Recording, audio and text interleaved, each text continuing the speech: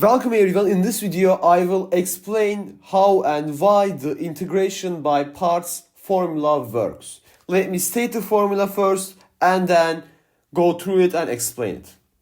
So the formula is as follows. If we have the integral u times v prime dx, and here u and v are functions of x, even though I don't put the argument, they are functions of x. This is equal to u times v minus the integral of u prime v dx. This is the integration by parts formula. And how does this work? Which is, by the way, very helpful. To start off, we want to consider the derivative of u v prime. So uv. We want to consider the derivative of uv. Let me do it one more time. Derivative of uv. That would be with respect to x. When we do this, what will be the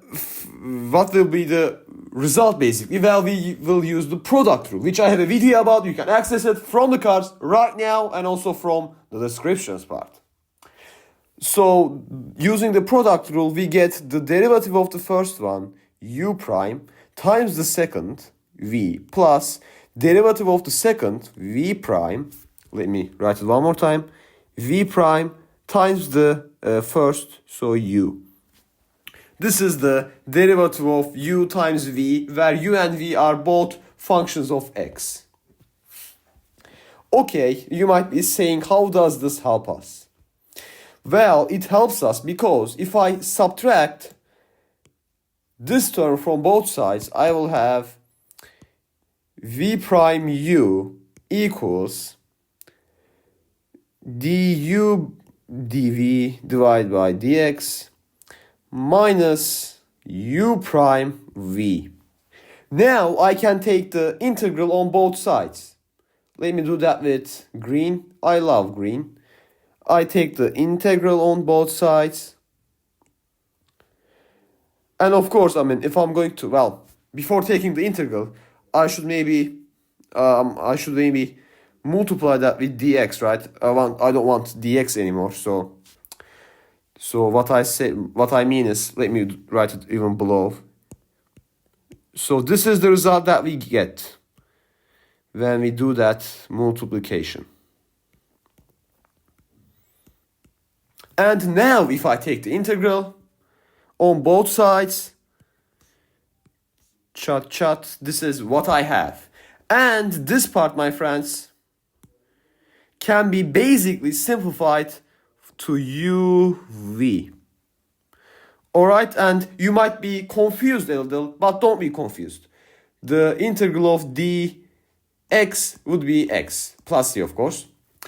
So that is basically the same idea. The integral of the apple maybe. So this is an apple. It doesn't look like an apple. This would be apple plus c. Alright, because you add all the infinitesimal amounts of your variable to get the whole variable. That is one way of thinking. And you add the constant c. However, I don't put the constant here because notice that there are integrals left here which will give a constant. So that's why I don't put the constant. If you want, you can put. And notice, this result is the formula itself. So integration by parts formula is the integration counterpart of the product rule. Okay? And I know this might be a little abstract. You might be saying, okay, how does this help me? Well, let me show you an example. The example will be the question that is, what is the antiderivative of ln x dx? How can we find it? Well, we will use integration by parts. First, you might be asking, by the way, what are the parts? Is this u, this is v prime, or vice versa? No. We leave dx as it is. However, we can put 1 times here, right? When you multiply something with 1, that doesn't change the value. And when I do that, I can define v prime to be 1. Well then, that leaves u, not u, but the letter u, to be ln x. In that case, since I will use v and u, let me find them as well. So for v, which function will give 1 as its derivative? That will be x. You could put a plus c, but let's use the simplest possible function so that our job is much easier. You can say this as I said, but you don't need to. And u prime, well, what is the derivative of ln x with respect to x? That would be 1 over x. So far so good. Now I will basically use the integration by parts formula. Let's look at it here. We have u times v. What was u? It is here. ln x times v. What is v? Right here. So ln x times x, maybe put the x in front. Then a minus the integral. What was it? U prime times v. What is u prime? Right here. 1 over x times v. What is v? It is right here, x. And then a dx. This will equal x ln x.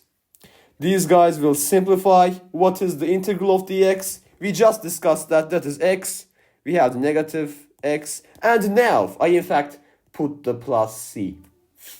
So this is the result. And you don't need to trust me that this is correct. Just take the derivative. Let's take it. And let's see whether or not we get ln x. So what is the derivative of x ln x minus x plus c with respect to x? If we get ln x, then we can conclude our method was applicable in this case. It was in fact useful. If we don't get the result, then we made a mistake somewhere. So this is always a good check. Whenever you use a new method, I would always recommend that you check your answers. If you can, check them. So we use the product rule. Derivative of the first one is 1 times the second ln x. And then plus derivative of the second, which is 1 over x, times the first one, x. This is so this part is handled. Then the derivative of minus x will be minus 1. Derivative of c is just 0. So that gives us ln x plus 1 minus 1. That is ln x. So we in fact get ln x when we take the derivative of the antiderivative, which means our method was helpful. Anyways, this is it for this video. If you have any questions, please write them in the comment section. I hope to see you in another video. Until then, take care.